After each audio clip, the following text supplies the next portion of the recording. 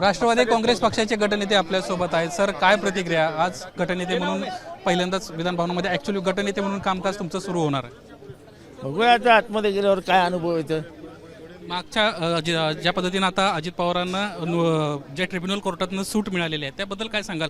असंही सांगितलं येतं की कुठंतरी आता सत्तेत गेले त्यामुळं ट्रिब्युनल कोर्टातनं त्यांना सूट मिळाली.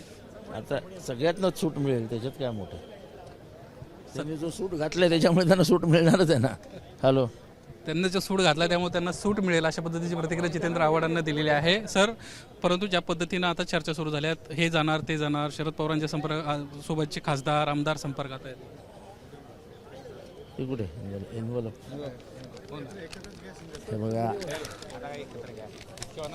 कोणाचा असो नसो आमचा संघर्ष पहिल्या दिवसापासून सुरू आहे. काय काय आहे काय?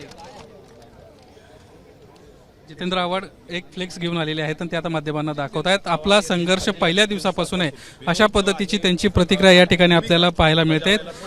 काय सर याच्यामध्ये लिहिलंय आपण पाहतोय. जितेंद्र आव्हाडांचा हा मरकडवाडीचा जो विषय आहे, खरं तर शरद पवार उद्या मरकडवाडीला जाणार, पवार साहेब जाणार, पवार साहेब आणि जयंत पाटील जाणार आहेत असं मला समजलं.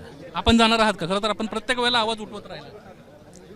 आता हाऊस चालू आहे, हाऊस चालू असताना गटनेता म्हणून माझी जबाबदारी आहे, त्यामुळे मी जाणं योग्य नाही असं मला वाटतं.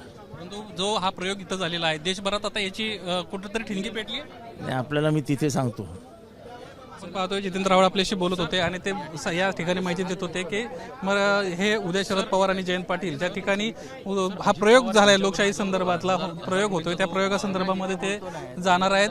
गटनेत्यामधून जितेंद्र आव्हाड त्या ठिकाणी जाणार नाहीत, मात्र पक्षाचे दोन महत्त्वाचे नेते जे आहेत ते मात्र त्या माळशिरस तालुक्यातील गावात जाणार आहेत. त्या ठिकाणी जाऊन कशा पद्धतीनं बॅलेट पेपरवर निवडणुका होण्यासाठी प्रयत्न सुरू होते याची देखील त्या ठिकाणी माहिती घेणार असल्याचं आपल्याला पाहायला मिळते.